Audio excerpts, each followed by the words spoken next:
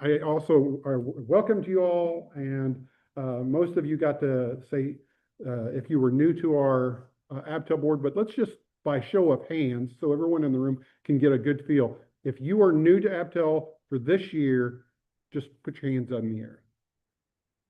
So it's about a third of us. Great, thank you so much, and welcome, and I'm so glad to have you all here. We don't have any special guests today, other than we do have one of our routine guests that is here quite often. Malik with Praxis is here, and the rest of it is all part of the agency. That would be, I've already introduced Jessica, myself, Shauna, and Jonelle, and Brian, and Angela. So we have all of our directors represented. One of the first things we have to do is we have to determine who's going to preside over our events, who's going to be who's our president for this year. We do that every year, and the way we're going to do it this year is we're going to let people who are interested in being president, at least by show of hands, and then a short introduction, and then we will vote. And so we have a current president, but I will go ahead and handle this part just because it makes more sense than you doing it.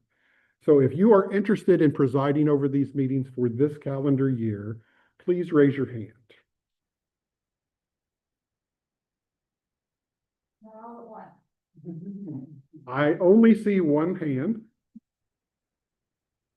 Okay, so with only one person on a vote, all I need to do is have the consent of the group.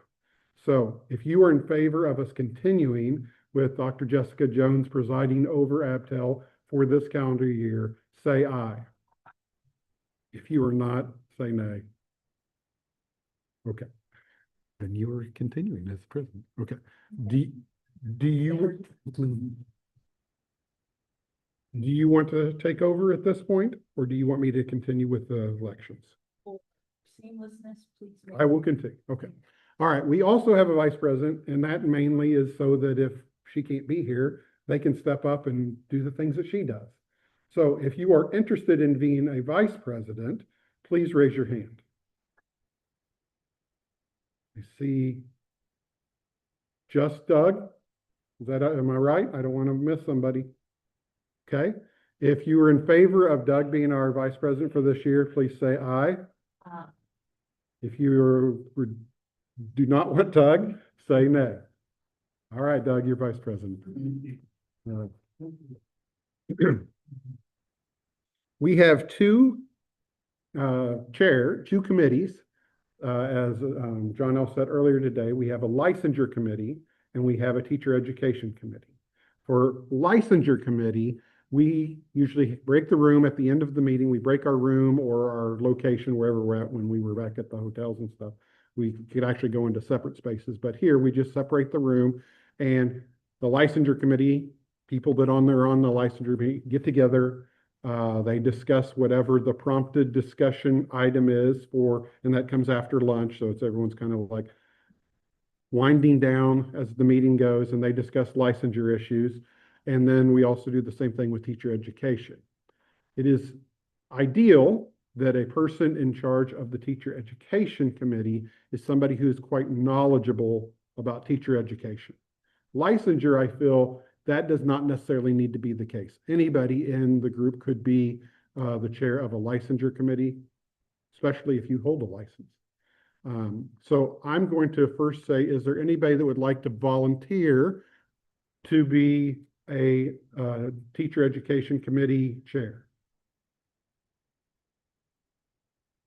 Okay, Eric, thank you. Is there anybody who would like to volunteer to be the licensure committee chair? Shelby. All right. You guys make it so easy. All right. So Shelby, you will be our licensure committee chair. Eric, you'll be our teacher education chair. Many times I have brought to the committees a request for topics for the future meetings. So when we get to the end of the meeting today, you will decide I'm going to focus my efforts this year more on teacher education, or I'm going to focus more of my efforts on licensure, and you will go to one of these two committees at the end of the year, at the end of the meeting today. Sometimes we have a very formal question, a very specific topic. Sometimes we actually need the committees to do actual real work that might carry beyond this meeting. Like we might be doing research, or we might have to complete some sort of report. We haven't done that in a little bit of a while, but we have done it in the past. And so I want you to think carefully throughout today's meeting on whether or not you are going to focus more on licensure or teacher education. You do not need to tell me. You just need to decide when you go to those meetings at the end of the day. All right. Next thing we have on the agenda is the actual agenda. There is an item on the, you have already seen the approved agenda, but there was one item on that needed to go on the agenda that I was unaware of when the agenda was approved and when the agenda went out to you all. So before we approve the agenda, I am asking that we add an item to the agenda. Brian, would you go ahead and stand and explain what that item is and why we need to add it? Yep. Yes. That's right. At our old place, we had the microphone.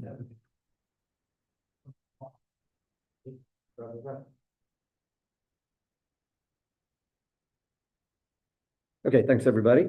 For this meeting, we need to add the ability for the ABTEL board to vote on an update to a previously approved ETS praxis assessment. So I just want to be clear about that. This is an assessment that has been approved in the past, and ETS is retiring that current assessment this month, and they're going to be bringing on just a newer, updated version of the assessment when we get to the, if it is approved to be added to the agenda.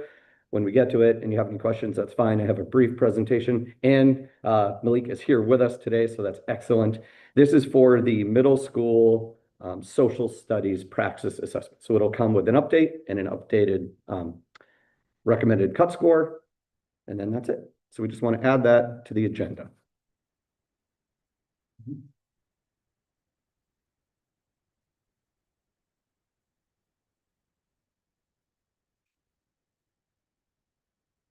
Good morning. Morning.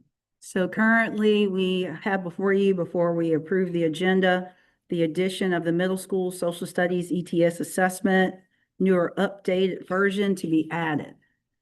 Is there a motion and a second? Oh, Kim and Susan Trainer, thank you. So one of the things to help Angela, please make sure that you acknowledge your name when you're making a motion, when you're seconded, so she can properly put that into the minutes. With that being said, it's been properly moved and seconded. Is there any discussion?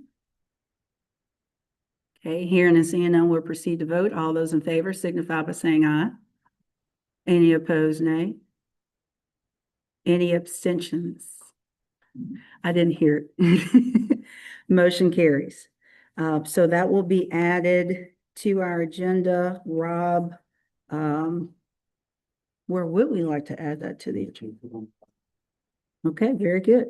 So we'll go ahead and move on to the approval of the minutes. You received a paper copy of that at the opening of the meeting. Do we have any recommended changes? Yes, sir. Please make sure if you were actually here at that meeting, that it reflects that you were here. We actually had a issue where we were trying to document the presence of somebody at one of our meetings, and for some reason it wasn't in the minutes. So we had to go back to that meeting and see if we could hear their voice, or see their smile on camera to verify. So I know that it's easier to just jump to the minutes and go, okay, that's what we talked about. Also make sure that if you were there, but it says you were there on the top of the, because we do have to sign in, but for some reason there was a discrepancy. I think the person came in a little late and maybe didn't sign in, but they were present.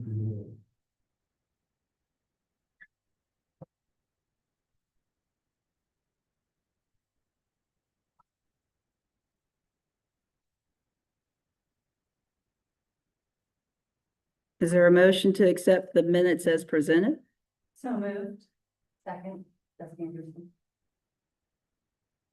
Angela, did you guess who moved it? Shelley. Is there any discussion? I see Mr. Ramsey. Minor correction, last page under adjournment, my name isn't spelled. Uh, So at the end could be changed to an M. I would appreciate it. yes, sir. Although I wasn't here, Dr. Jones, the last sentence of the minutes, it says the meeting for August 17th will be virtual, and that would need to be correct. Because we're in person. We are, Mhm. at least I think we. Any other recommended changes? Hearing none, we'll proceed to vote. All those in favor signify by saying aye. Any opposed, like sign? Any abstentions? Yes, sir. Thank you, Mr. I'm waiting on Angela. So Doug did abstain.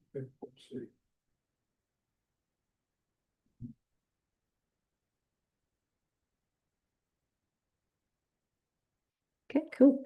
All right, so we'll go ahead and move forward. We're a little bit ahead of schedule. However, currently we should be covering public comment. There was no public comment received in advance. And do we have any public comment in the room? Okay, hearing and seeing none, the next order of business is our VDOE presentation, starting with Mr. Rob Gilstrap on an update of legislative changes from the 2026 General Assembly with the objective, which I really like that on here, to provide update on key changes in legislation that impact teacher education and licensure. So I will turn the podium back over to Mr. Gilstrap. Thank you. Yes, sir. Thank you.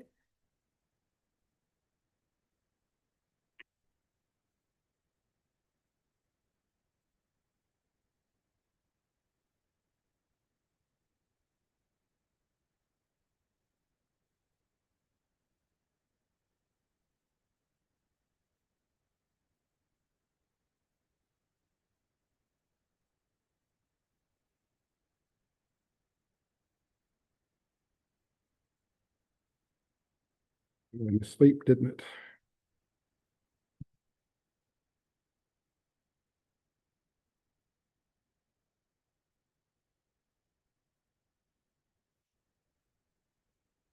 Mhm.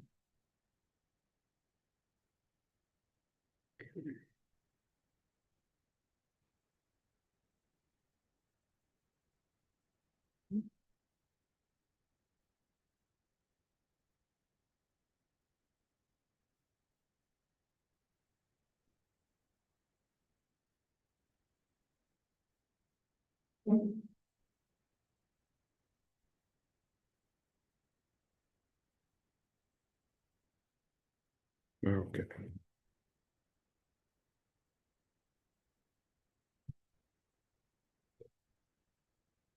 Boy, that's big, isn't it?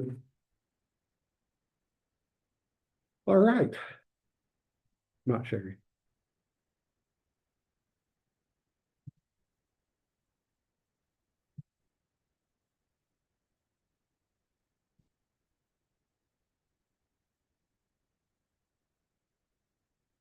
Now, Miss Sharon? Okay, good. So, I think we've done this legislative update 3 times now.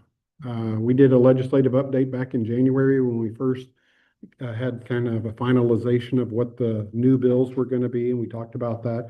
And that list was quite a bit longer than what made it to the finish line. These are the ones that are primarily the ones that made it to the finish line. There are a few other bills that tangentially touch us as a department, but these are our primary bills that we're going to talk about today. And we actually have a presentation on 2 of them in more detail than my little summary that I'm going to talk about. But first bill, House Bill 253 for the Interstate Teacher Mobility Compact. That bill has come up before the legislators 3 years in a row. And I've discussed it with you all probably each time to give you a feel for what that would do. Let me go ahead and jump to the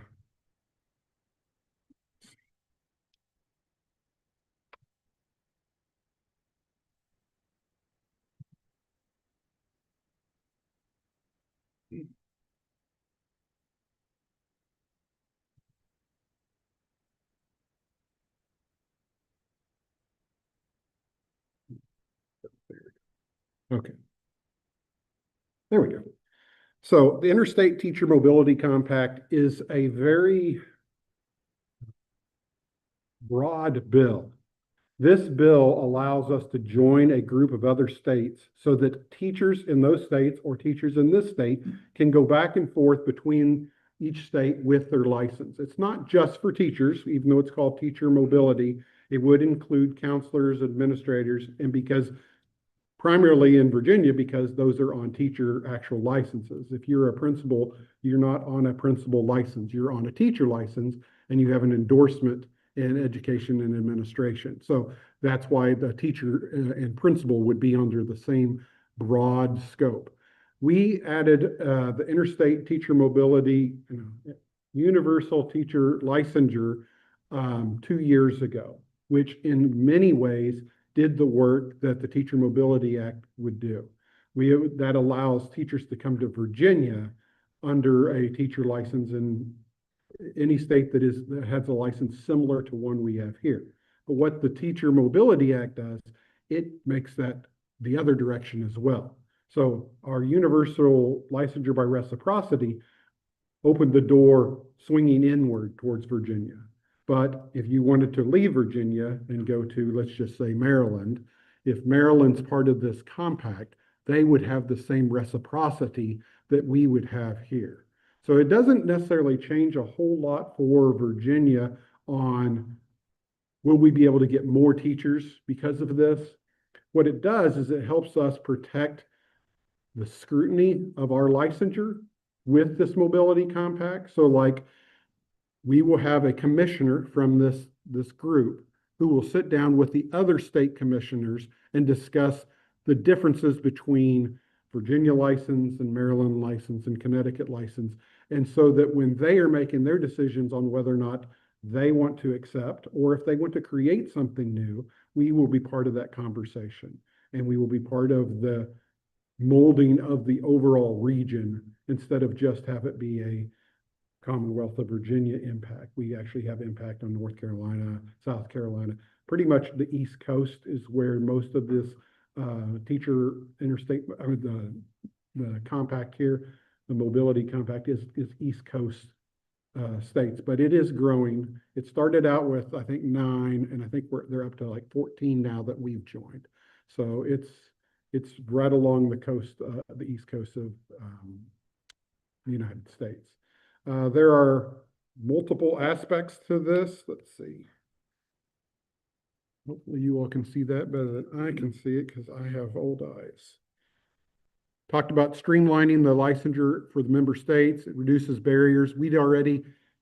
Line 2, we had already done that in Virginia. We'd already reduced the barriers for teachers relocating to Virginia.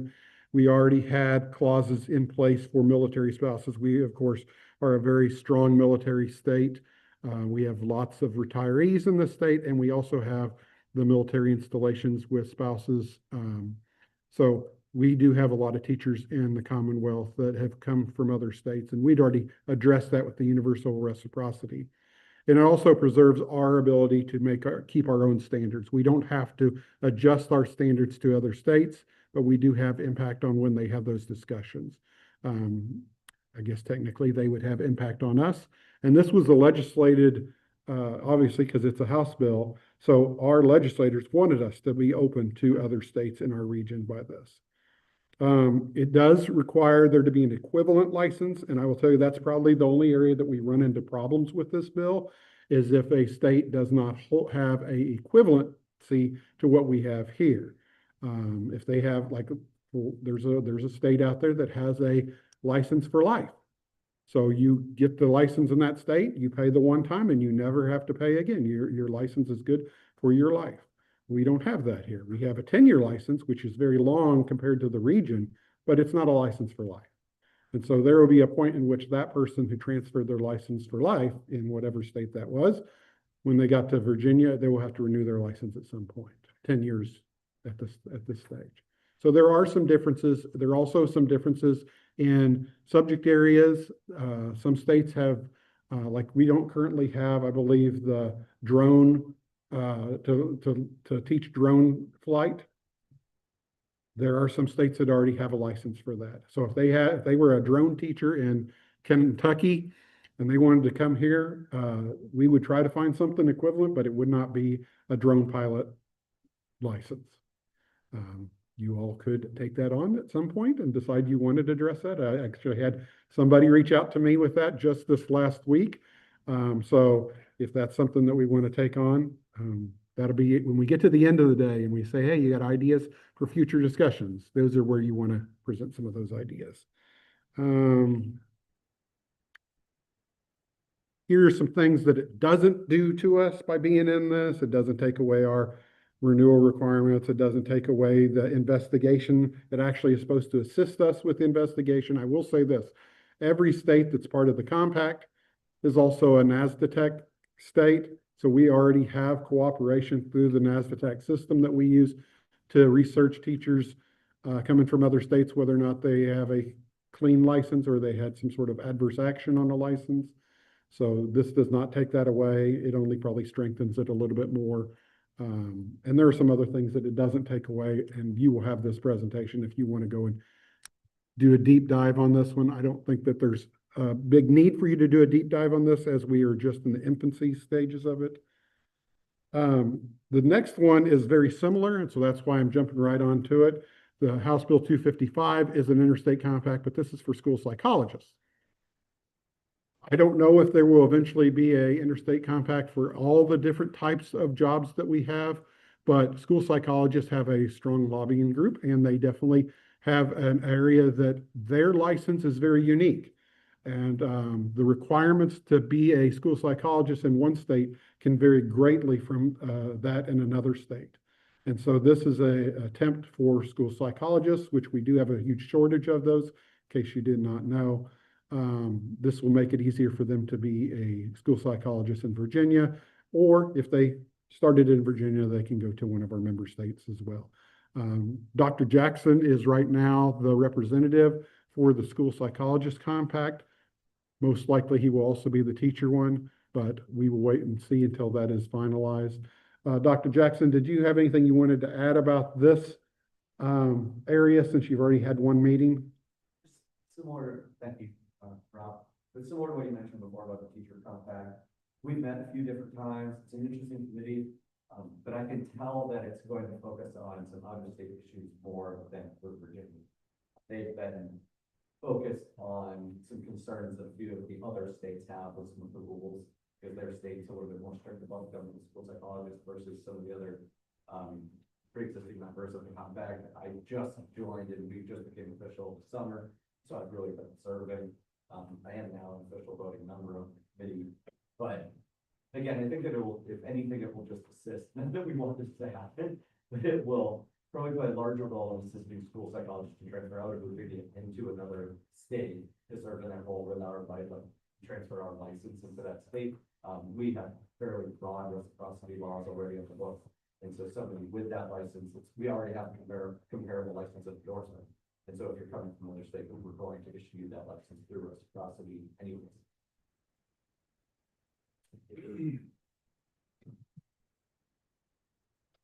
Since you brought it up, I'm going to go ahead and make a comment about that. It is something that has baffled me a little bit, but I do understand.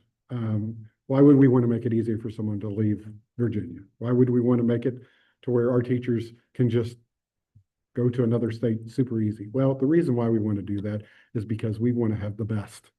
And we also want to be able to have the best universities. And so if we set up a system where you can come and get a degree at a university in Virginia, and then you can't go anywhere else, that does not help our teacher education programs. And ultimately it doesn't help our state. You can think it as missionaries, I guess. We're growing up great teachers and sending them off to the world as missionaries to go teach in other parts of the United States. So we do want to make sure that we do allow for that easy transfer in and out. It makes the Virginia license more valuable to hold too.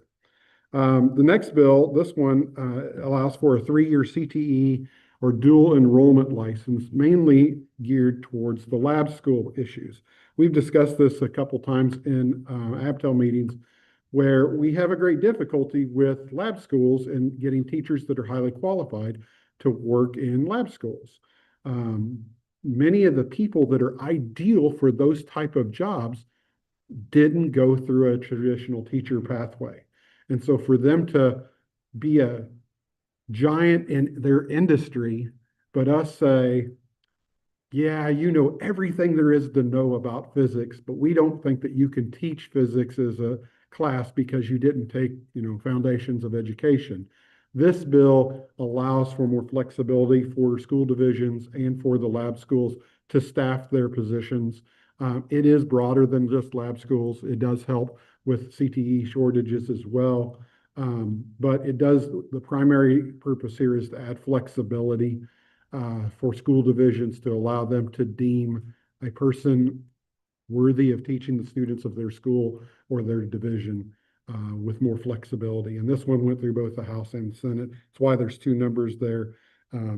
Those of you that know how the legislation works, I don't want to waste your time with that, but when you see that House Bill 332 and SB 203, that's telling you it went through both sides. Both sides agreed on this bill. So it's a little bit of a stronger bill, I would just say.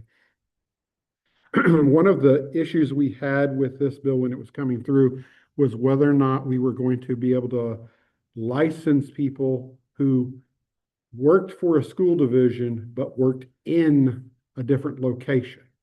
Some of our lab schools are not housed at the public schools. Some of them are housed at the universities. I think the one at UVA, they have a complete building that they built just so that they could do this sort of work.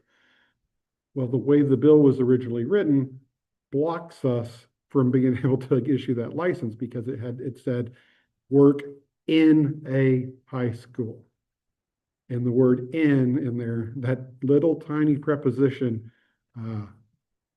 put us into quite of a quagmire. So I do believe that we've worked through that issue, and we will be able to issue that license to those that need it as long as the school division signs off that they are an employee that works with the students. So that is something that we are still trying to get finalized through our legislative process. And I will tell you, all these bills that I'm presenting to you here quickly are in various stages of completeness.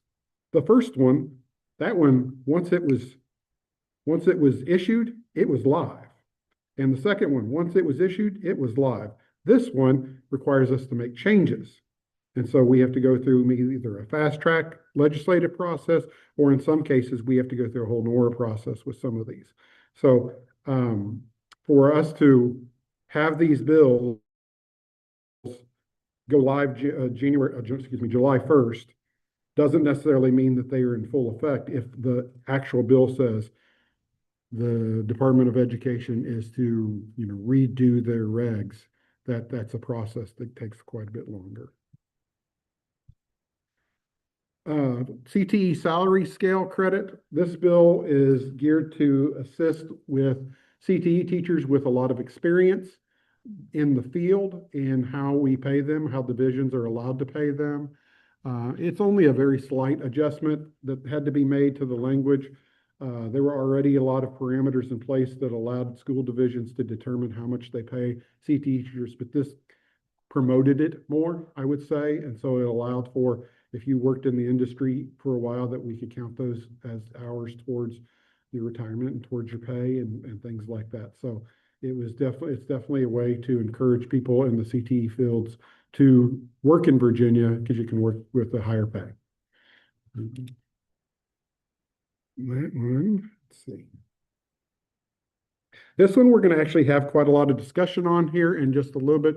Brian is going to present this in greater detail, but I'll just do a super short overview.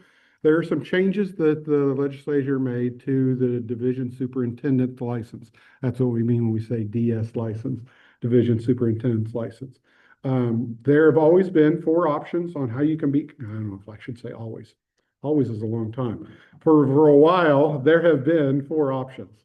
And option 1 is the one that the primary way that most people become a division superintendent, and they have to have it's a combination of 5 years of experience as teaching and as a administrator. That's at least 2 of each. So the 5 means one can be 3 and one can be 2, but at least 2 years as a teacher, at least 2 years as an administrator for a total of 5. You have to have a doctoral degree and education. And then there's all the requirements that you have to meet at the statutory level and to pay for your license and things like that. So that's option 1. Option 2 is very similar to option 1, but instead of having a doctoral degree, you could have a master's degree with 30 hours towards education administration. And that was another option. Option 3, that one is for those that are out of state. If you held an out of state division superintendent license and you met the other requirements, that was the pathway that you go. And then there was an option 4. And option 4 has been controversial over the years, I will just say, because option 4 did not require you to be a teacher or an administrator prior to being a division superintendent. If you had experience as a very high level senior leadership type of position, possibly even outside of education, it could be in the military, it could be with a CEO of a company, that if a school board wanted to hire you as their division superintendent, they could do that. And they would have to make a recommendation. They would have to say they were going to hire you, and that would be an option 4.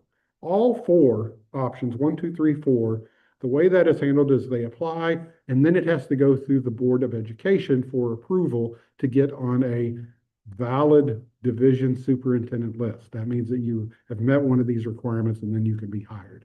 So no matter what option, you would still have to go through that process. But the legislator came up with a different way to determine option 4. And as Dr. Jackson talks about it a little bit, you'll see some of the subtle differences, some of the things it takes away. And I don't want to steal his thunder, so I will stop talking about option 4s and move on.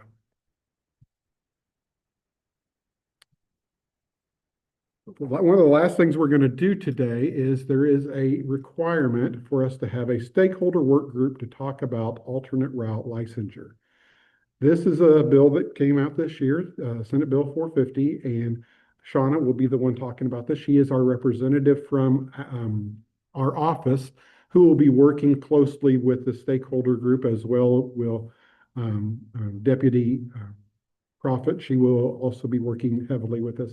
And Shauna will be giving you a full presentation on what that looks like. We will need to have ABTEL representation on that stakeholder group, which is why we're bringing it to you today as an actual item that you would be dealing with. And then, of course, we also, at the end of the day, will do the one that we added. I do believe those are my primary. I don't want to steal Shauna's thunder, but I did do a summary. So when you do go back and review this presentation, you'll have a summary view of what she will be presenting. Okay. Does anyone have any questions about any of the legislation that is new for us for this year? Rob, I would like to go back to House Bill 253. Okay. And even 255, I suspect, dealing with the teacher mobility and the psychologist compact. Okay. Is that in effect now? Yes. Okay. My question is I guess twofold. One, will the license that will be issued by the Commonwealth indicate multi-state compact, such as a nursing license might? It will, or not? as of right now, it will not. We do not have tags. Is it showing what I needed? Yeah. We do not have tags like that in our current system that would say that you got your license through a certain route, unless that is a specific license type. So the only example, maybe there's 2 examples. We have an I teach provisional license, and it actually is called that. And so if you get that license, it says what's your alternate route that you approached to get that. But that's because it's a specific license type. All the rest of our licenses are CPs or PGPs, professional licenses or college licenses. And they don't say anywhere on there as a tag that you got it because of interstate mobility or universal reciprocity, or maybe you got your degree in another state. And so we had to do a full alternate route evaluation of your program on an individual basis. It doesn't say that anywhere on there. Now, if that is something that you as a group believe needs to change, that would be something that when we do our licensure meeting at the end, you want to say, hey, I think we need to have more, I don't know if it's transparency or just more information available about what the route someone got their license through. Well, I was just thinking again, the comparison to nursing licenses. Mhm. They state multi-state compact. Mhm. Any state that's in that compact, that nursing license Mhm. is valid. Right. So that's one reason I brought that up. Yeah. And the second question, on the mobility compact, you indicate that most of the states that have signed on to this are on the East Coast, but it would not prohibit any other state in the union from joining, correct? Any state could join. Okay. Thank you. Can I piggyback off of that, because I'm sorry. Can I get her first? Because she has you back in the back.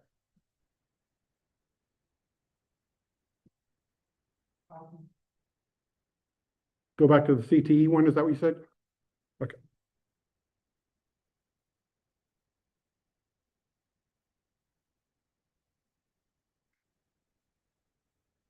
This one, the dual enrollment CTE, or, okay, That's you, there was a need for some reason on a program development of the ways, monies could be requested for CPE programs.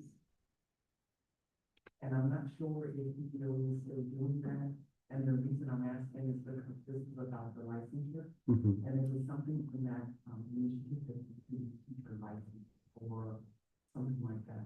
You recall it? I recall, but I have somebody on my team that recalls even better.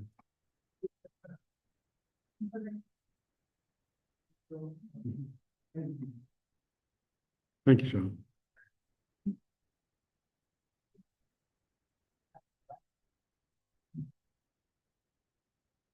Concerning the teacher compact ability between states, do we imagine that this will continue to expand?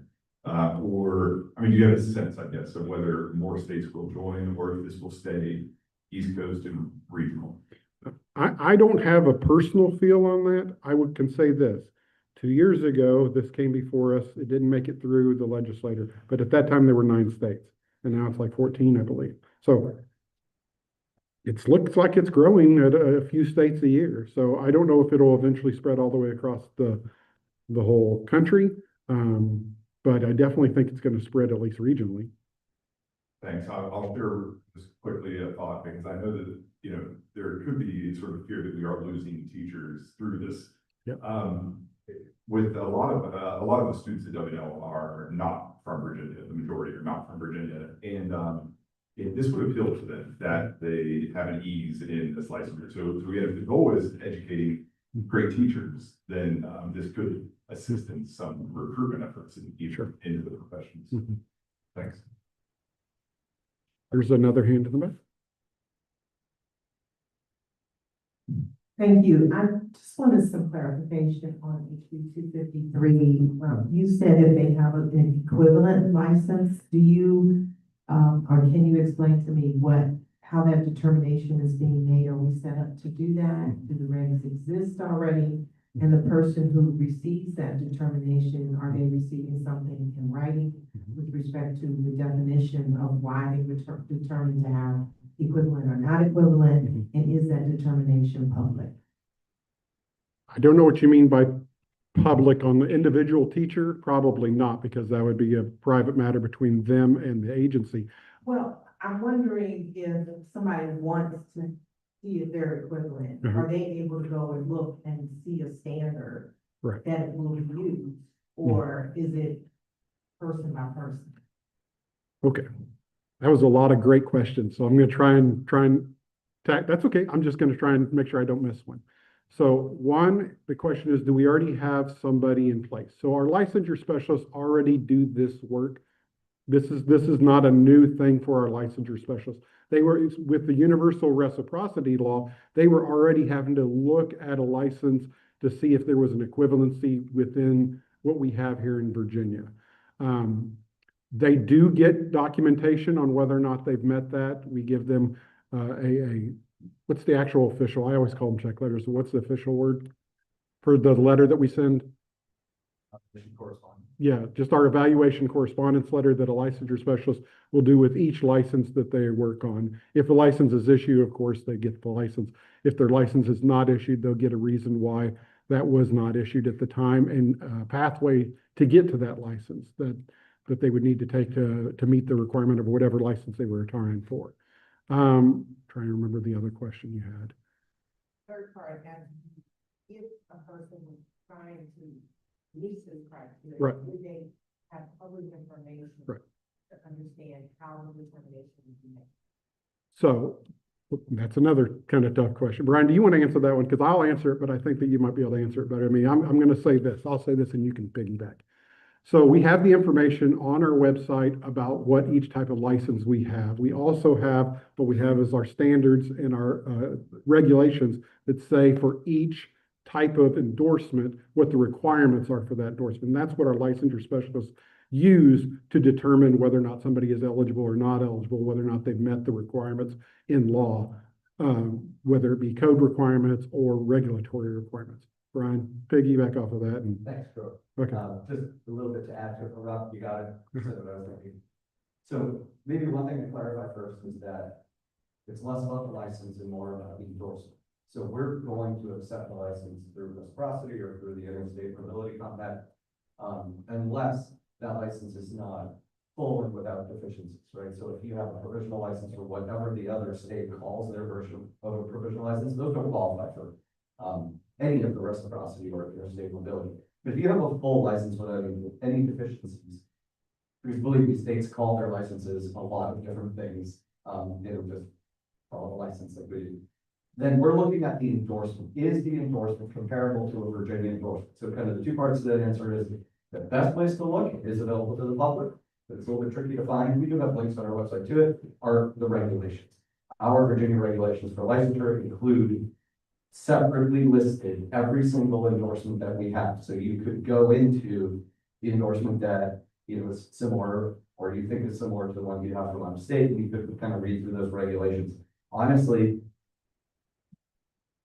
these laws are trying to, in a good way, override those specific requirements that you find in the regulations. So this is where that answer gets even a little bit more complicated, but in a good way for the applicant. It's less about the specific requirements that Virginia has, because it's the whole point of these laws is to say if you met the requirements in the other state, then you might not need to meet the requirements for that or for this state.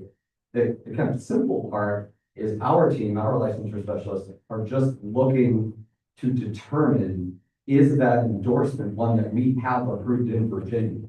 And even if it's called something slightly different, then we use our knowledge as licensure specialists to deem or determine that that endorsement is in fact, even though it's named something different, is in fact intended for that person to teach in an endorsement area that we do have in Virginia. Sometimes it requires a phone call to the state to say, hey, we're not entirely sure about this endorsement. Is this intended to teach ABC? This is what we call it in Virginia. If they say, yeah, that's exactly what it is. Great. It's comparable. That's the word we use in our office. Is the endorsement comparable? And that goes for this and for all reciprocity laws that we already got in the books. And if we deem that it is just not at all comparable, some examples are, a good example would be if you have a license out of state that just covers a certain amount of grades, but our license is only like K6, for example, even though we do have a K3, so it's a little tricky. But if yours was, K4, but you really want K6, we may not be able to give you that because your competencies that earned, whatever you completed that earned you that K4 license out of state, probably didn't include some of the competencies that we require to get all the way up to grade 6. That makes sense. So we might go back and say, looks like you probably qualify for a K3, but they might say, but I'm being hired as a 5th grade teacher. Angela, is there a little addition to that? Another example that's easy for me to think about is the health and PE. Oh, great. To speak to that. No, you can do it. Oh. That's- Yeah, even health and PE, depending on the competencies, and then sometimes driver's ed. That's going to be an additional kind of add-on to the health and PE. So we're looking to see if that endorsement is equivalent so that the requirements, that kind of that standard of requirements that we have approved by our, in our regulations, by our legislators, is going to have been met by whatever it was that they did. So yes, it's available to the public, but a little bit tricky to find. There are not many folks are looking at our regulations, but they could, and it would be there. But at the same time, the good news is they don't actually have to meet all of the requirements that are under the endorsements and the regulations. We just have to determine that the endorsement is similar. The only other thing I'll note is that just in case, even out there in the listening or observing public, I think everybody in here has an understanding, but it even popped into my head when we just talked about the interstate mobility compact in general. What it is not, even though it would be kind of cool if it was, it's not like a nursing license where you can use your Virginia nursing license. This may be accurate for the record, but let's say you could use your Virginia nursing license in North Carolina and not have to get a North Carolina. Wouldn't that be awesome if that's what the interstate teacher mobility compact really was? But it's not. So it is not saying you can take your Virginia license and go teach in other states. It's just saying you can take your Virginia license and submit it as part of your application for a license in another state. That makes sense. It would be interesting if all of a sudden there was a compact of states that said you can come back and forth with the license that you got in the state that you started in. I think that would be kind of a next level version of a lot of this. But this is not that. Yes. And I would hope that we would still get some revenue out of that, Brian, if all these states shared the revenue, then. Oh, yeah, that'd be great. Were there any other questions about my presentation before I move on to the next person? All right, I'm going to go ahead and wrap mine up and get the next one ready to go. Is that you, Brian? That's me. Okay. Let me go ahead and clear mine out.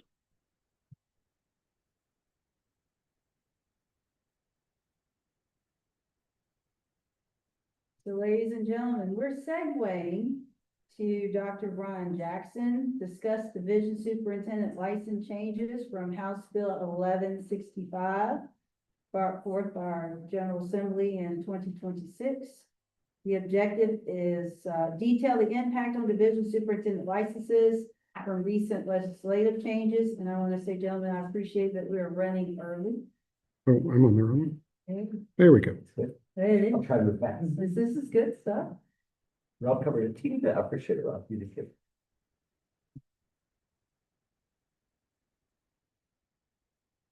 Is that the right one? Yep. Okay, I'm gonna go ahead and get it into presentation mode for you. Thanks. Okay. All yours. Sean, I think you're after me, and I'm not sure I'm gonna be able to work whatever magic he just. Thanks. All right, thanks, everybody. Again, Brian Jackson, Director of Licensure, and I'm excited to meet all of you and to present on these updates to the Division Superintendent License that came through House Bill 1165. There are a few kind of core points that I want to mention, so I'm not going to read through everything here. You can look it up. But this is already passed, already became effective July 1. However, as Rob indicated, when these types of things happen, we are ordered to go into our regulations and update them. And so that's a process that can take much longer. So sometimes folks will call us and say, hey, I heard about this bill that passed. Can we issue that license? And it's kind of heartbreaking on my end to say, not yet. And it might take a while because we have to update our regulations, and that has to go through several different layers of approvals before we can actually change the language that guide the work that we do in licensure. So sometimes a bill passes, something is introduced, and we can't actually do it until we get it at our regs. And this is one of those things. So the changes to this bill was intended to change option 4, but it did impact the broader application ability for everyone in Virginia. And I'll get to that part. It's a really important part to note. And there's one piece in the very beginning that we're actually going to vote on today. And this is interesting. This is different for me. I've never proposed a vote on kind of something that we're not really sure about. And we brought it to our team here, our policy team here at the agency, and we talked through our interpretation of the bill, and we kind of landed on, let's bring it to ABTEL and see what everybody thinks, and let's vote on it. So part 1, it's interesting language. It requires that the record of the applicant, so the licensure record that we have in our system, where we put everything in and then we determine if we can issue a license, that record So basically their application has to show an attestation that the person is of good character. And so that's kind of part of what we were talking about. I might have even jumped a little bit ahead of myself here. Oh no, okay. I am where I need to be. So right here. So you can see that little bullet underneath I is that the change is that it's saying that the application has to attest to good character and demonstrated ability as an educational administrator.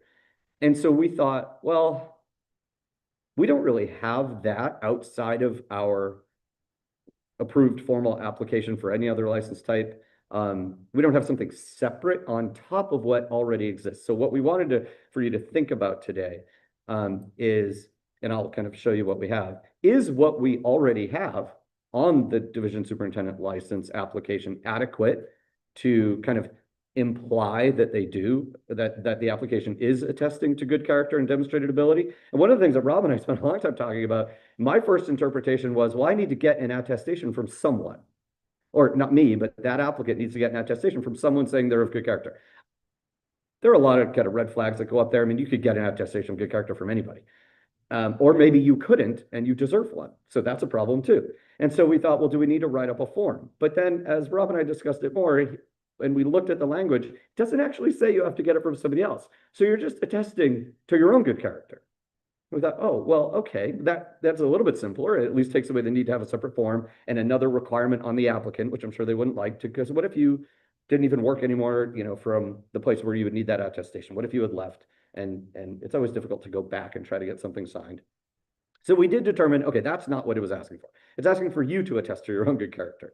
So I'm sure if you're applying for a division superintendent position, you're going to likely do that. You're not going to disqualify yourself. I don't know that I'm a good person. So we thought, well, don't we already have that? You already have to sign off on the application. You already have to answer all of the background check questions. That in and of itself kind of implies the character through the detail of each individual question. It's not just, have you done something, you know, illegal that you need to report, or do you have a felony on your record that you have to report? Those questions on the application do go deeper. And I'll jump ahead to that. That's probably impossible to read. I dropped it in there, but there are layers of questions that ask things about, you know, have you ever been disciplined within, you know, an employment, whether a part of your public school or outside of your public school employment. So the questions, as you drop down a little bit further, go a little bit deeper into your character, and you're attesting to that. The applicant is answering these questions, yes or no, if these things have happened or if they've not. So the question that we're really posing to you, and I've got another piece I need to talk about here, but this one question that we're going to put up for a vote is what the current division superintendent license application currently reads, is that adequate for the person to be attesting to their good character? Or does the ABTEL board think that we need to add language that kind of specifically asks them to attest to the fact that they are of good character? And that's tricky, right? I mean, it sounds so simple, but when you really think about it, even then just developing the wording of a question like that can get a little complicated. What are we really asking? How do we pose that question without confusing the applicant? So it's kind of, do we feel like what we already have is adequate and we don't have to change anything? Which is possible, that can happen. If we review what we have and we say it's there, good, we've done that part of the bill, then we leave it alone. But if the ABTEL, and if any of you are online and you want to go to the division superintendent license right now, you can look at that, or before we vote later, you can find it on the licensure website. We have it open to the public. So that was kind of an interesting point. And then before I kind of get to questions on that, I just wanted to talk about the other pieces of this. So that was part one. And then part two, this is not up for debate. This is not the voting part. This is just for me to kind of explain for all of you and for any interested parties out there in the state, the secondary change, which is pretty important. So it takes option 4 and it changes it in 2 primary ways. It adds a requirement that the other 3 options have already historically had, that you have to have at least 5 years of a combination of teaching and administrative experience in the public school buildings, or in the school building setting, public or accredited non-public schools. So those requirements already existed for options 1, 2, and 3. As Rob indicated earlier, did not exist for option 4. You could have hired someone without any teaching and or administrative experience, but that's going to add that piece to option 4. So that really fundamentally changes the whole point of option 4, where originally it was for a division school board to approve someone outside of education to serve as their superintendent. And we have a restriction on that license I wanted to mention for option 4 only, that they can only work under that license in that approved division. Whereas if you have the division superintendent license through any of the other options, that license stays valid. If you leave that division and you bounce to another division, you can be a superintendent. But if you had been hired under option 4, you can't just jump to another division and become their superintendent unless their board approves you under that same condition. Because otherwise you wouldn't have been eligible for the license. So it adds that layer, which is fine. It adds the teaching and administration requirement for all 4 options. But here's the real interesting part. And again, sometimes you really have to look carefully at how this is interpreted. So that part is A, as you see here, adding the requirement. Part B is, I would argue, almost an even bigger change, because it's not, this is interesting. Originally, my interpretation was that I thought that this part B, been recommended by a school board that's interested in employing an individual as division superintendent, and this is the important part, and that governs a school division with fewer than 2,000 enrolled students. So I thought, oh, they're just making the teaching and admin requirement for school divisions that are less than 2,000 students. But that was the wrong interpretation. The accurate interpretation is actually, because it's an A and a B, not like an or, it's an and at the end of A, and so B has to be satisfied. It's actually limiting option 4 to just school divisions under 2,000 students. Let that sink in. So that's interesting, because honestly, option 4, in my short experience at the agency, was used more by much larger divisions who wanted maybe a business type leader because their division is massive. Well, any division over 2,000 enrolled students now will not be eligible for option 4, even with the new teaching and administration requirements. Those will exist, but the only folks who will be able to use option 4 now, which is essentially just a school board recommending the employment of a person as a division superintendent license without having completed, let's say, a doctorate in educational leadership.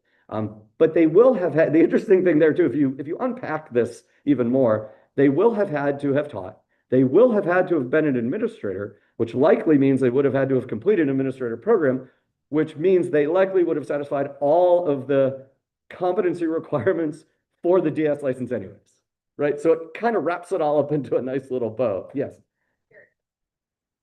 How many divisions within this Commonwealth actually have fewer than 2,000 students? Just 4. So this is about 4. And one of them we're sitting in right now. Okay. Oh, wait, Way more than 2,000. wait, I think you answered a different question, but I was thinking that. So you answered how many people have superintendents hired under option 4? 4. But you were asking how many divisions are fewer than 2,000 students? Yeah. Yeah. I was like, 4. There are not very many of them. We tried to run it. Yeah. Like I think of West Point, like West Point. Yeah. I'm thinking, I can think of a few, but I didn't know. Yeah. I've spent most of my time in Region 8 when I was an educator. And so I want to be careful because enrollment fluctuates. But it's interesting, if you look at some of those, like Region 8 is a good example, probably the western part of the state too would be a good example. You're going to find divisions that are hovering between 1,500, 2,500 students, and those numbers can move. So what's going to happen is divisions are going to go in and out of eligibility for this like annually. They're just, some of them are going to hop. And I went to the divisions that I have worked for because I knew that was probably close to the size, and some of them surprised me and just jumped up over like 2,500 to 3,000. So if you're looking at some of these, Region 8's a good example, divisions where maybe you've just got one school for each level. Like if you're trying to conceptualize, what does that look like? That's where you're sitting at probably between 1,500 to 2,500 students. So what it does do is it dramatically decreases the amount of divisions in Virginia that are eligible for the option 4. Do we feel like this was possibly pretty loud, but do we feel like this was possibly an oversight? I'm just, as someone who's in the GA, it'd be good to know for future sessions. Yes. Rob, do you want to answer this question? I don't either. The freshmen in the GA. Yeah. I do not think it was an oversight. I think it was very intentional. And I think it was aimed at a specific school division. And it didn't even impact that one. But it was not, I don't believe, an oversight. I think it was basically an attempt to completely remove the option.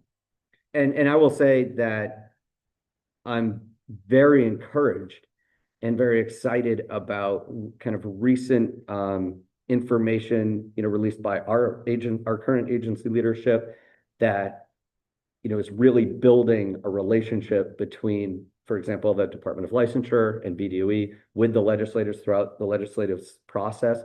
I have not been here very long, but that has not always been the experience. So when bills are passed and we're seeing them for the first time, thinking, oh, I had so much I could have offered as input. There's so many things that we could have just tweaked and made this really good. And so I would go to Rob a lot and say, can we talk? Can we have conversations back and forth? I feel like we have a lot of great people who could provide so much information, even really provide legislators with really, kind of ideas or bills that could be considered. And I'm so excited and so pleased that work has already begun at the agency. We've already been doing that at the direction of our new leadership. And that's extraordinarily exciting because it can at least encourage the conversation back and forth where we can clean some of these things up. Rob mentioned earlier that there was a bill where there was a piece of language that would have kind of the lab, it's not a lab school bill, but it's the bill that allows, college professors who don't, in most cases, wouldn't need to go back to school to earn all of those, teacher prep credits to teach a dual enrollment course at a high school, or even to high school students not at a high school. And we read the proposed language and said, wait, it says it has to be at a high school. Well, we know that there are dual enrollment programs all over the place that are not at the actual high school. We need to change it. We need to change that. And that was something that we were really trying to push across the street to say, hey, everything looks great, but you got to just change a couple words. And that's the part of that relationship that we really value, where we can just take a look and say, okay, we understand the spirit of what you're trying to do. We're not trying to change the spirit of what you're trying to do, but there might be some barriers written in here in the language that we can clean up for you. Sorry, I went off on a bit of a tangent there. In the back, yes.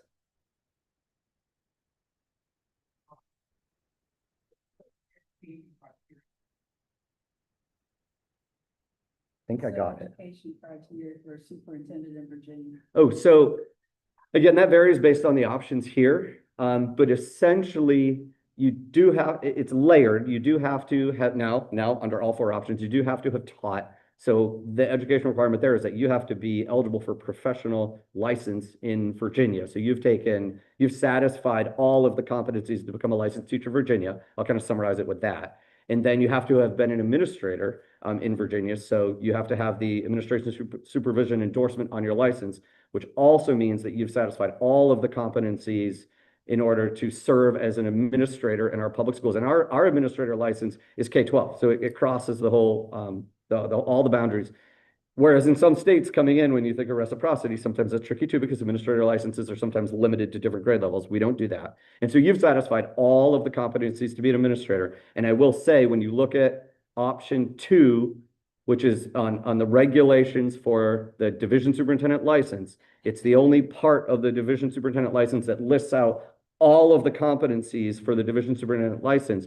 Those competencies are all satisfied through the administration supervision endorsement to become a assistant principal in Virginia public schools.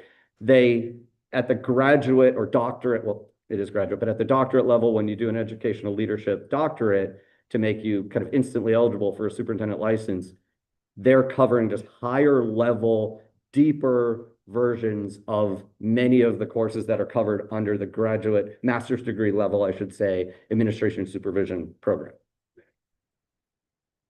Oh, no, you do not have to have a doctorate. No, we don't have a preference. Well, okay, wait. I don't know about hiring, like that comes down to your local school board and their preference.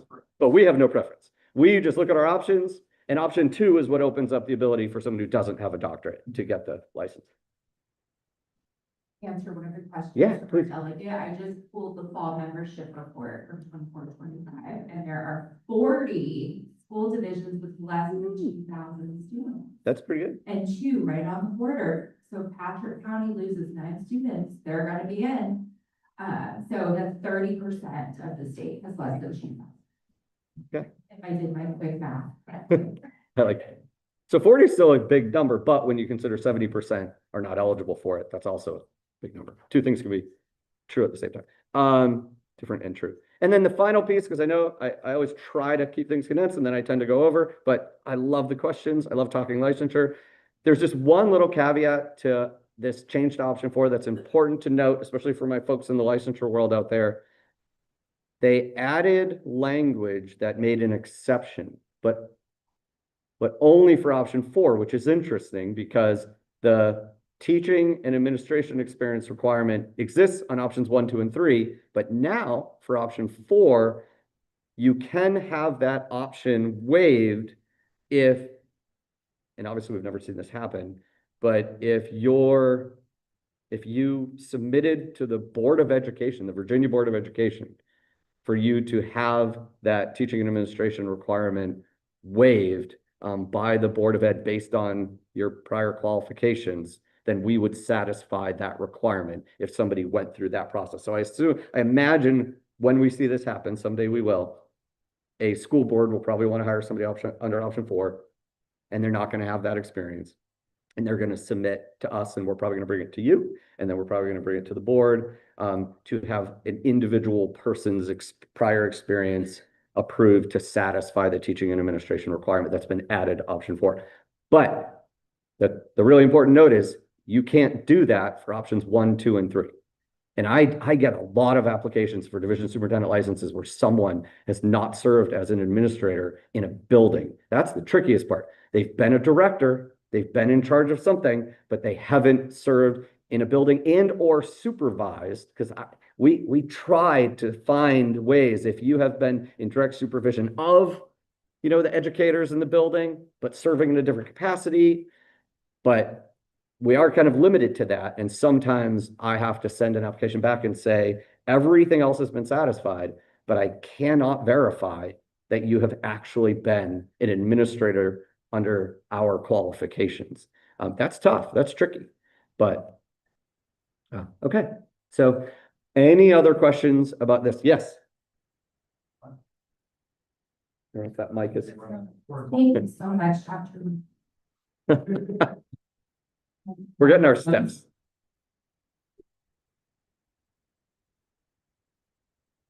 Just a question referring back to the previous slide, when I referred to the comments made earlier about the fewer than 2,000 students. Is that number locked in at the moment someone is applying? Because it could be you just had a large graduating class and if that application had only come in a month earlier, you were over 2,000. That's a great question. Now so is it locked into that in the moment? No. Is it somewhere in the phrasing that go over a 3-year average? Oh, well, so it doesn't say. Again, sometimes the mystery of legislation where sometimes for me, it's as much as what's not said and we just have to interpret. So in a case like that, I would probably reach out to the division and then ask for their most recent formal federal report of students, right? Their count, not today, because even right now is a great point because none of the federal reports have been submitted for, let's say, the fall. And so I might go back to the final spring reports and ask them to reference that number. So, and that would be before all those graduating students, right? Yeah. A small graduating class, but the incoming class at elementary level is huge because they might have to wait for the fall and reapply. Yeah, they wouldn't have to pay again, but they could just say, just hold my application until the fall reports are in, and we're probably gonna bump up over 2,000. I love that question because these are the things in licensure, how we're impacted by legislation. And that's something that is going to happen someday. And somebody's gonna get turned around, whether it's me or somebody else, and we're gonna have to think, wait, how do we make this work? Is there a chance that your division's gonna bump up in the fall? But they might be trying to get a job in the summer, bless you, and they don't want to wait till the fall. They might be up for a position in that division, and maybe that spring report had them bump just below or fall just below 2,000, but so now they're not eligible. My hope, I have to be honest, my hope, and I promise I'll finish with this. My hope is that because they added the teaching and administration experience, that all of these folks are going to fall under option 2 anyways. They don't have the doctorate, but they have clearly done the master's work. Now, if they got their master's in the administration supervision, they might not have the plus 30 graduate credits to satisfy it. But a lot of people take their admin and supervision program after the fact, like they have a master's and then they take that. And that's what I find. Most of the people under option 2 satisfy that 30 credits through their admin work. I mean, I know I'm just saying that, but I am reviewing these applications and I find most of the people, like I don't run into cases as much where they did the admin, but they don't have the 30 plus graduate hours. So I'm hoping that they satisfy it in another way and they don't have to rely on the 2,000.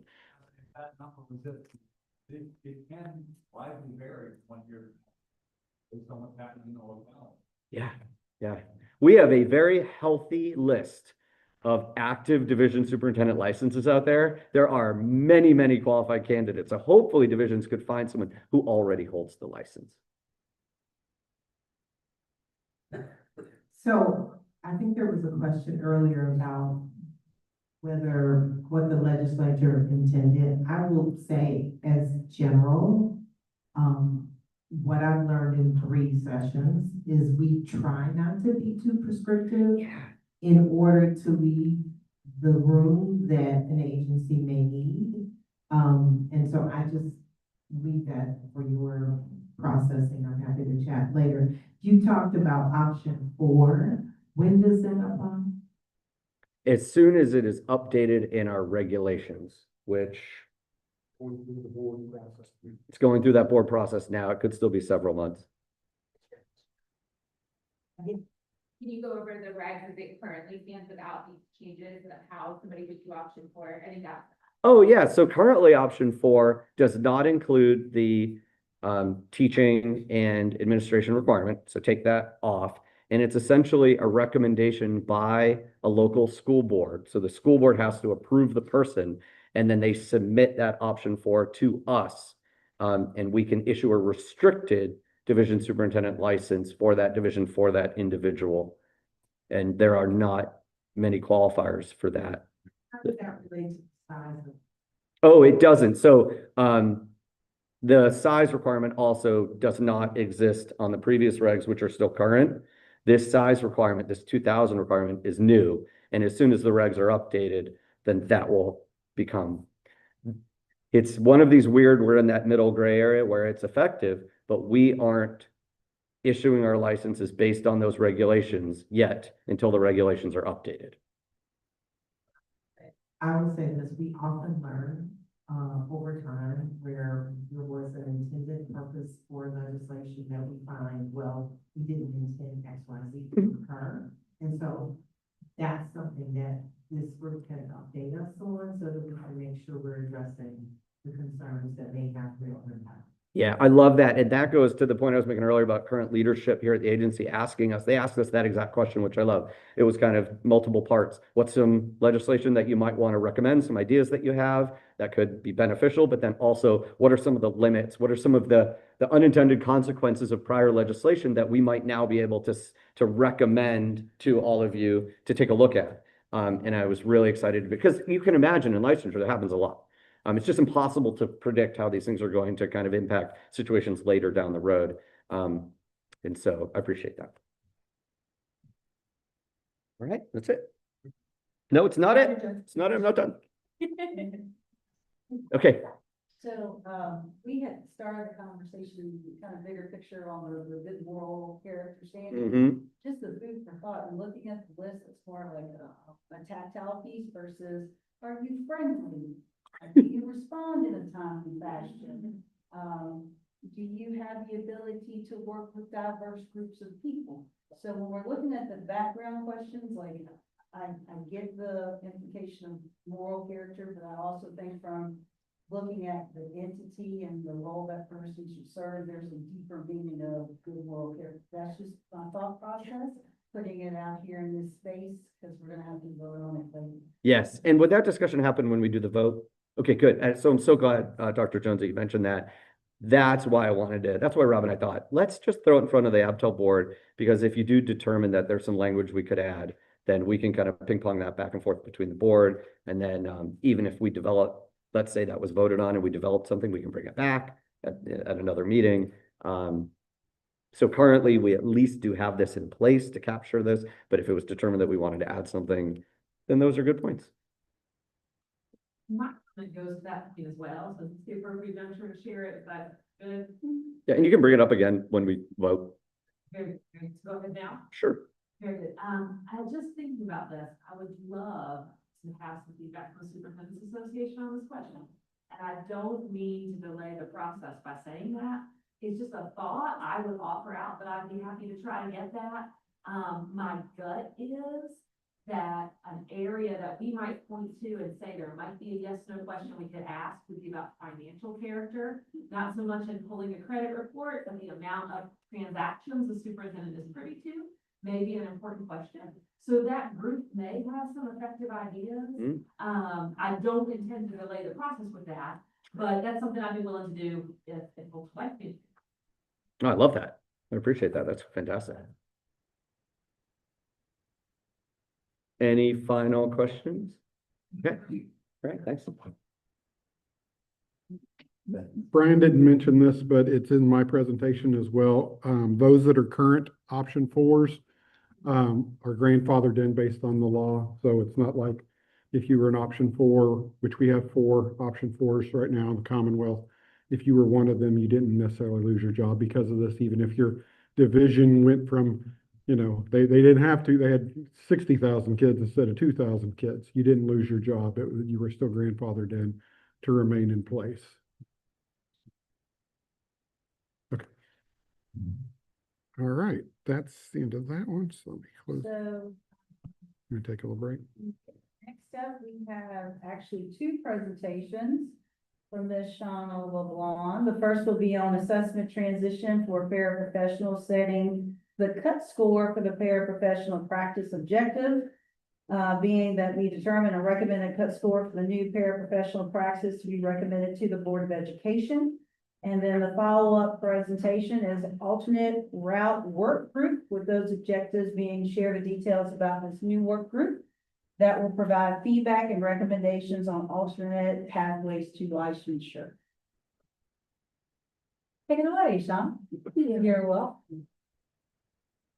Hello, everyone. How are you? Everyone doing well? Great. Welcome back. We're excited to see you all. So I'm Shauna LeBlanc. I am the director of our unit of apprenticeship here, and I'm here to talk about our assessment transition for our paraprofessionals. So a little bit of a different angle for us. So I thought we would kind of start with what is the role of a paraprofessional and kind of norm on some of those. So I did go through and I pulled some job postings. I was very fortunate that we were doing this in the summer so that I could have some common terminology from across the Commonwealth. So I didn't just look at Richmond, I looked at all across the Commonwealth. So a Virginia school paraprofessional, sometimes called instructional assistant, that is one of the areas I'm trying very hard to get us all to have some common language on. But depending on where you are within the Commonwealth, it might be an instructional assistant, it might be a paraprofessional. They work under a licensed teacher to provide academic instruction, behavioral support, and personal care to students, especially if their focus is a one-to-one match with a student who has a IEP. So key responsibilities, instructional support, student care, and classroom management support as well. So I'm not going to read all these slides to you all the time, but I'll give you the high points. So I actually pulled the staffing and vacancy data from our VDOE website, and you'll see that the total paraprofessional positions within the Commonwealth has actually increased throughout the years, which I thought was kind of an interesting fun fact. So for 25-26, we're looking at 25,958, which last year we had, or I guess 2 years ago now, I guess we're in 26, 27, we had 25,382. So if you disaggregate the data, which I didn't, you'll see the majority of those positions are being added in a special education setting. So when we compare our paraprofessional and teacher vacancy trends, you'll see over the same 4-year period, both our paraprofessional and our teacher vacancy metrics show a consistent downward trend, but our paraprofessional vacancy rates have almost dropped in half, which is great. The one minor point is that they started higher, right? So we have to put that into perspective there when we talk about our statistics. But we are seeing a decline in vacancies, which is wonderful across the Commonwealth. So I'm sure you're probably saying, why are you bringing this to us? We're advisory board for teacher education and licensure, right? What do we have to do with paraprofessionals? Because spoiler alert, we do not license paraprofessionals. So part of this is because our priorities are aligned with, one, our standards of quality, effective July 1, 2027. We are required to do high quality professional development in all instructional practices, and our instructional paraprofessionals are included as this. So we are making sure we're looking at the school as a holistic perspective with these standards of quality, and not just saying we're only going to make teachers do these standards of quality and the training. So we're looking at that. So we were trying to get a little bit ahead of it. But also if you look at our code for our support staff, and this is specifically for SPED, so just to put that out there, it does require that they have some type of training specific to student population and their job duties, and that they are aligned across the board with best instructional practices. So we have this in our code, but then we also, for our federal perspective, under the Every Student Succeeds Act, so ESSA, for our Title I schools specifically, in order to continue to receive their Title I funding, they have to have paraprofessionals who either have an associate's degree or 60 credit hours equivalent, obtain or complete 2 years of study, so that's the equivalent part, or they meet a rigorous standard of quality and be able to demonstrate through academic assessment, knowledge and ability to assist in instructing, reading, writing, and mathematics, or as appropriate. So that's kind of where we lean in with our paraprofessional assessment. And we want to make sure all of our students and all of our schools know across the Commonwealth what we mean by that. So if that's the option they're using, we want to make sure we have some consistent practices across the Commonwealth. So paraprofessional qualifications. So when we think about it, BDOE, we provide guidance on best practices and expectations for paraprofessional workforce. As Brian and Rob kind of alluded to, we are not the employing agency, so we cannot make employment decisions for our school divisions, but we can recommend cut scores so that ESSA requirement is there. Our school divisions, they are responsible to hire, train, and verify credentials. They are responsible for ensuring if a Title I requirement that it's met and reported properly to USDOE. They are also required to provide that role-specific training. So when we think about training, that's really on the school division side, though I will say, this is a side note and it's not in here, our special populations department does amazing trainings for our paraprofessionals and special education populations. They do really, really great work and have been really, really helpful with me in my work, educator workforce. So all of this means we are modernizing our paraprofessional qualifications. So the Parapro is actually going to be sunset soon. And so ETS was very kind. Malik, thank you so much for ETS. They actually have launched and replaced it with a Parapathways assessment. So this assessment actually closely aligns with more classroom needs and it's more modernized. So when we talk about it, and to be fair, again, this is not a licensure requirement. I'm going to say it about 4 more times because I don't want anyone to come off of this from the broadcast and say, oh, I now have to take the Parapathways in order to become an elementary school teacher. No, I promise. So this is not a licensure, but it's currently meeting the needs of the ESSA requirements. So the test is designed for individuals who are seeking to become or currently serving as a paraeducator. So maybe if they want to move class schools and they're moving from a school that's not Title I to a Title I school, they would either have to meet one of those qualifications. So when we look about it, the enhancements of it's a streamlined evaluation of reading, writing, and math, and it has direct classroom applications. So when I first read this, I was like, what does that mean? of a direct classroom. Do you have a student there and that you're going to test with them? But I actually pulled a couple of sample questions to show you so that that makes it a little bit clearer of what that means, because I didn't know. So I didn't expect that you would know either. So it's focused on practical classroom applications, digital literacy, and it's refined the content and eliminated some of those redundant topics. And what I personally think is the best benefit is that it now has a pair pathways bridge, which if you have been on this board, you know, we have talked about the licensure and ETS bridges, where if an individual does not pass the test and they're within a current standard deviation, they can just take a module and focus only on the content area that they were missing. So the pair pathways has that as well for our, what I like to call our very anxious testers who maybe are coming from career experience and they have been in a other career role and they're like, you want me to go take a test? What? But I'm so good with kids. And like, you probably are, and you're going to be a great pair pathway and a paraprofessional, but you're probably just a little anxious. So this will actually help with that and make sure we are eliminating the financial burden that comes with retesting 1.5 million times. So quick overview of the test. Reading and writing, there are 51 selected response, so that means multiple choice.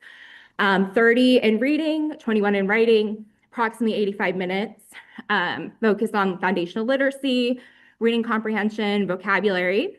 Our mathematics, 36 selected response and numeric entry. So that also means select multiple choice, but also putting in numbers as well.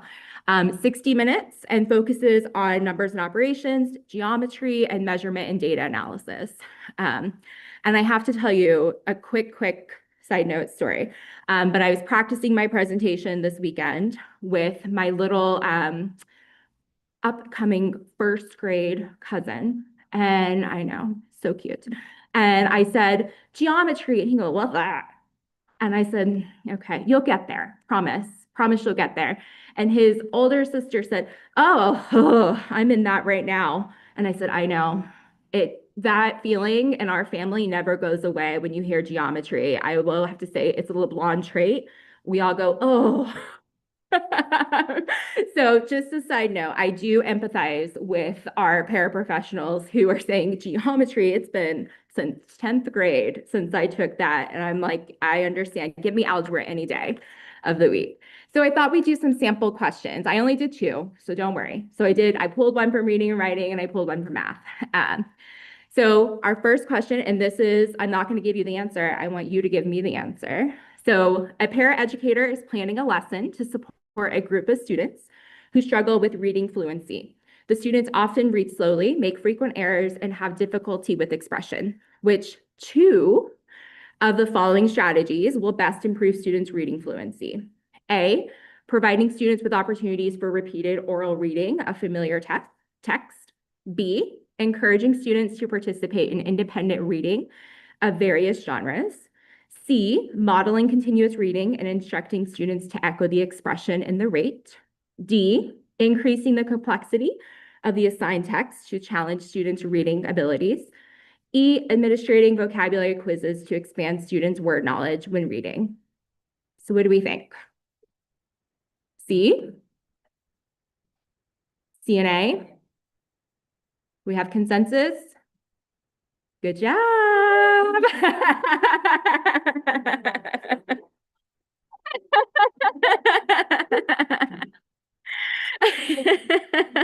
That is correct. All right, so we have reading and writing masters. Let's see, do we have math masters as well?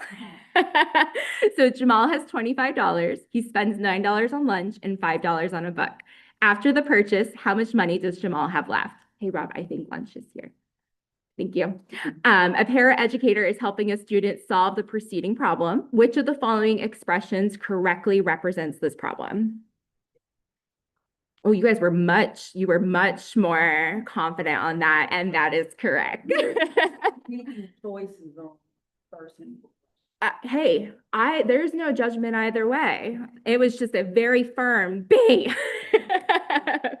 So today, one of the voting items you're going to have is setting the cut score for the paraprofessional praxis. ETS has recommended a score of 28 out of a possible 45. That's raw points. So that would be a 332 on, oh, people are calling Rob, sorry, I'm just hung up on him. This would be a 332 on a 310 to a 350 scale. For our mathematics, ETS recommended a passing score of 20 out of possible 30, that's raw score. So that would be 334 on a 310 to 350.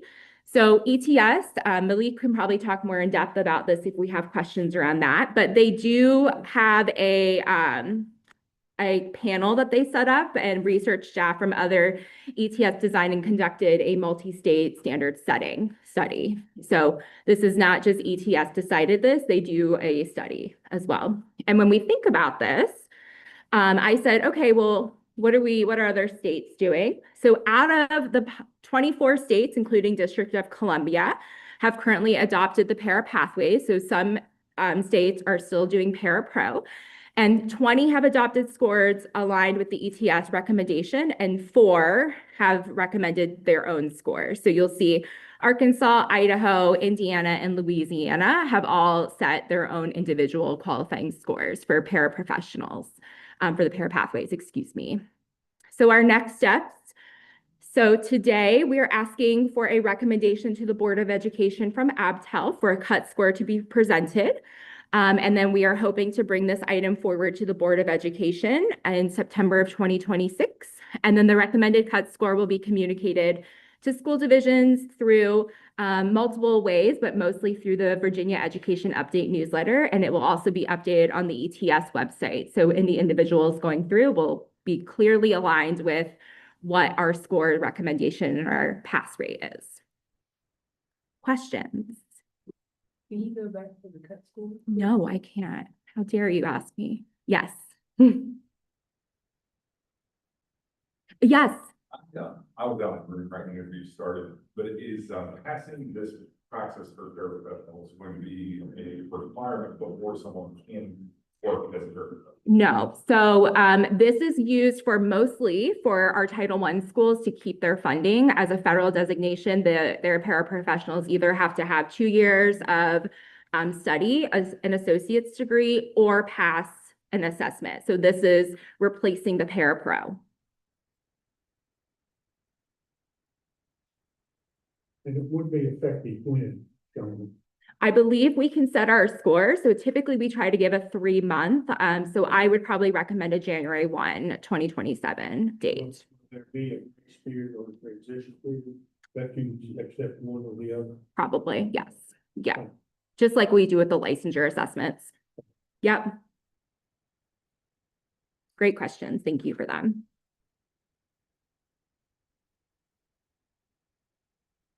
Just pass. Correct. All right. Do you want me to keep moving forward? Okay. I don't know. We'll find out. Where is that? Oh, that's not it. Oh, there it is. Thank you.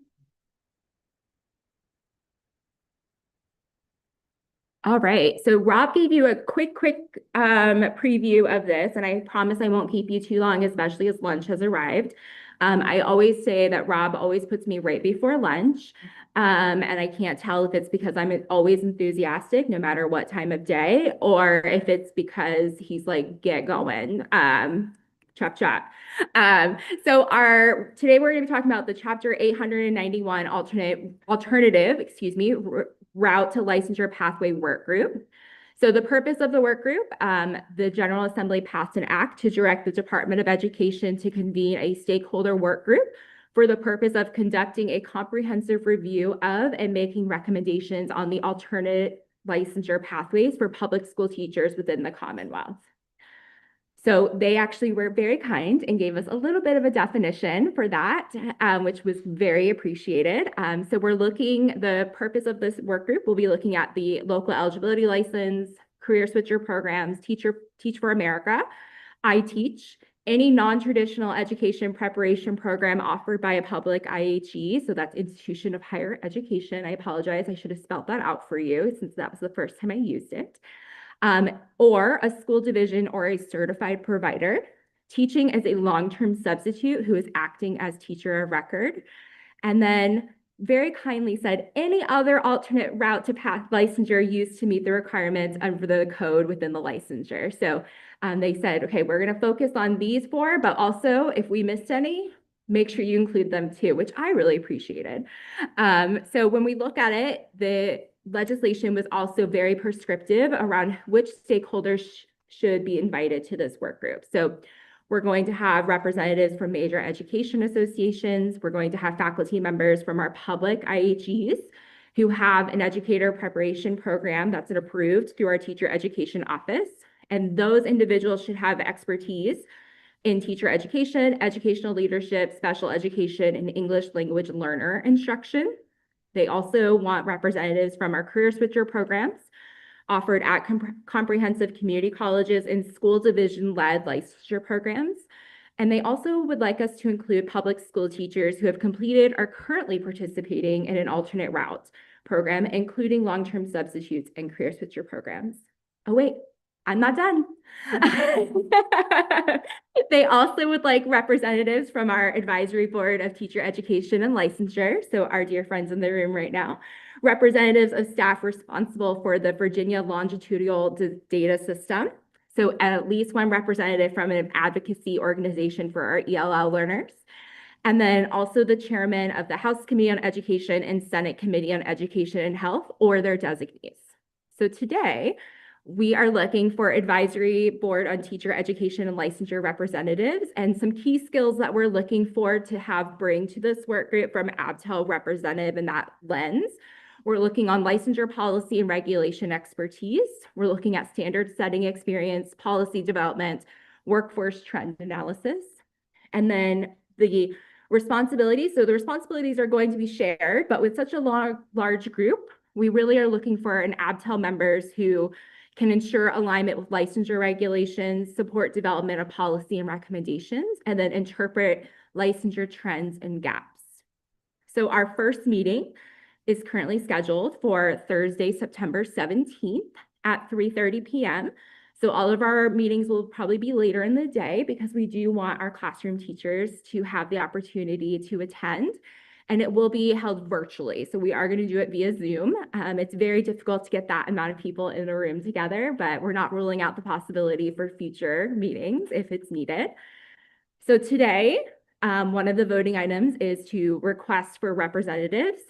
So we are going to ask that you nominate 2 representatives from ABTEL to serve on this work group with the ABTEL lens. So just so you know, if you fit in one of the other categories, that does not mean that you are not going to be considered. So if we're representing ABTEL, that means you can still apply through any of the other application processes that we're going to be soliciting. So I'm looking at my dear friends at IHE or my faculty members. So just know if you still want to serve, you are absolutely welcome to still put in an application for that lens. So I'm just going to say at the very top that we are so grateful for whoever the representatives are, because this is going to be a huge undertaking, and we are so excited for the partnership and the good work that's going to come out of this. So just know it's not called a fun group, it's called a work group for a reason.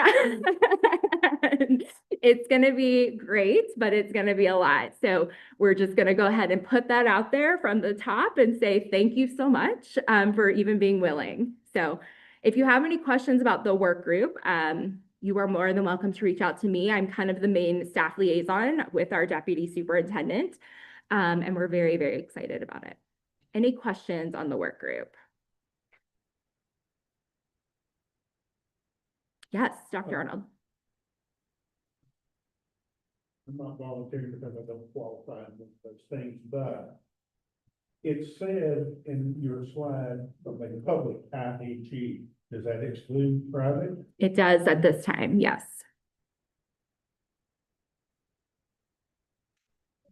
Yes. Is there a timeline for the work of the group, or is there a deadline? Oh, wonderful question. Yes. We have a midterm report due to the General Assembly, October 1, 2026. And then we have a deadline for a final report of October 1, 2027. So that does not mean that we will not get an extension on maybe some of those reports, but that's currently what we're doing. And the work group is prescribed to meet quarterly. So it will meet 4 times a year.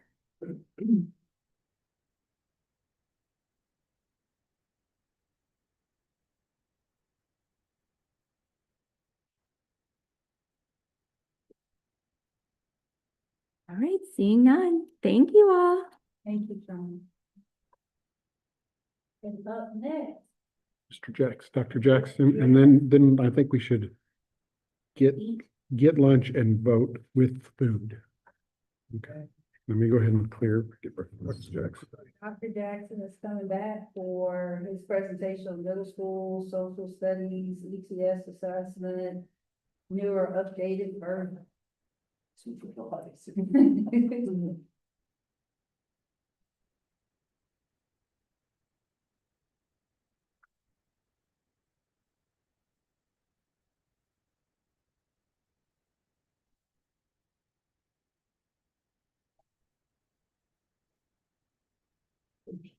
There it is.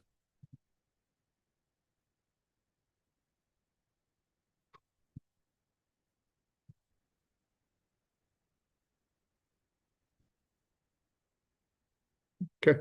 Thanks. All right, thank you again. And so, like I said earlier, this is to present an update. This will go on the voting section of our meeting today.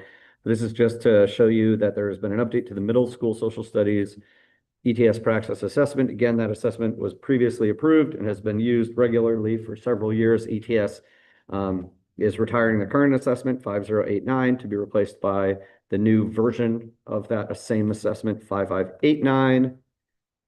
There have been some changes to what that assessment is going to look like. You can see here that it went from 90 multiple choice questions to 140. However, it also went from a 120-minute limit to 150 minutes for the participants taking that test. So question number went up, but so did the allotted amount of time that they have to complete the assessment.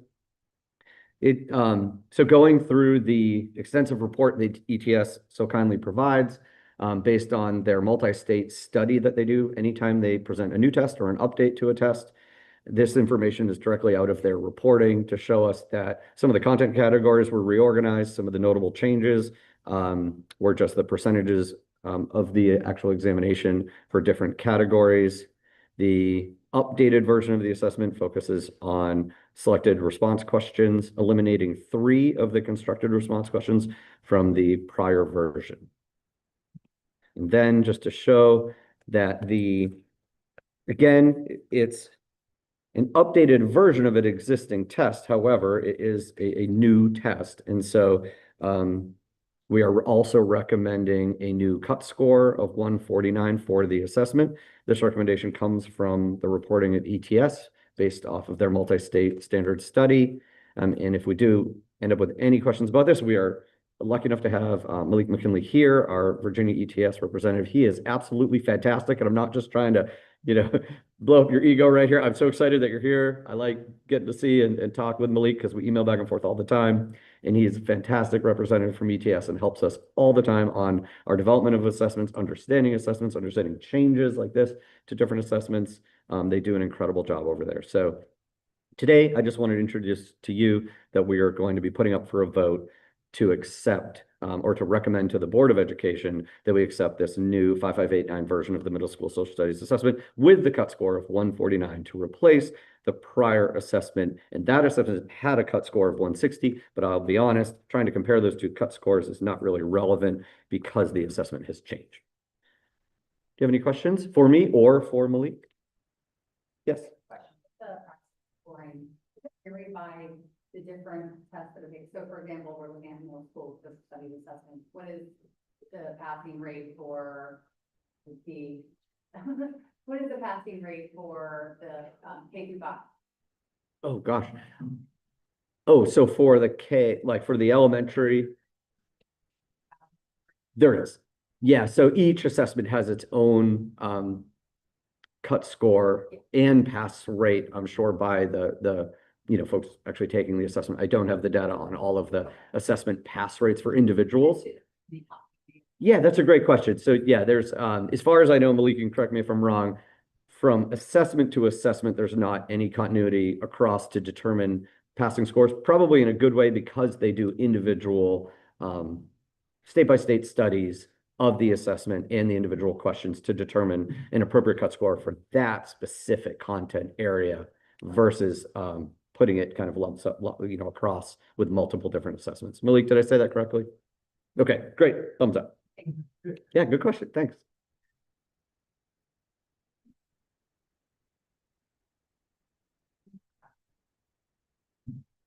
Yes, so the question is about when one is going to be discontinued.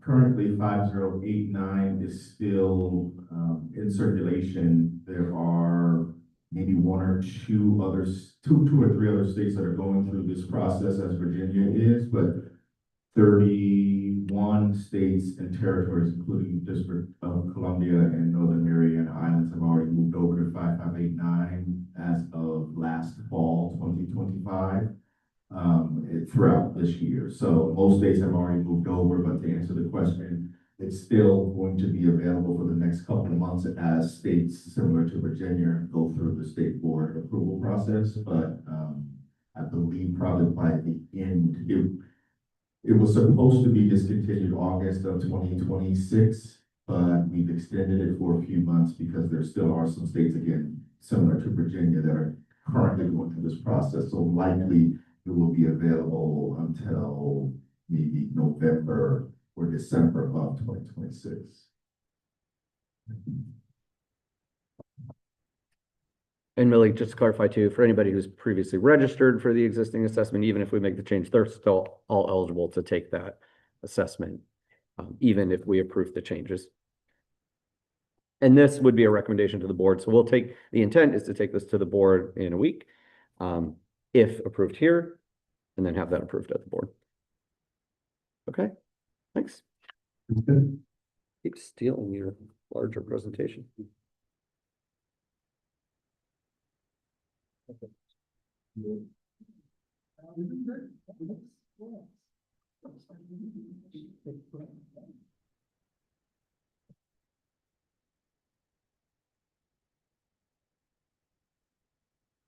Everyone, I come bearing good news. Are we ready? It is currently 11:30 and your lunch is here. So what we will encourage is for you to please get your lunch, use the restroom, and then we'll reconvene and have a working lunch so that we can keep it moving. Does that sound like a plan for everybody? Oh, so many thumbs up. Beautiful. So we'll go ahead and I won't put us in recess because then we'll have to come back out. If you would, just go ahead and get your lunch, use the restroom, and probably at 11:45, 11:50, I'll go ahead and start calling for the vote. Everybody okay? Awesome. Thank you. You're welcome.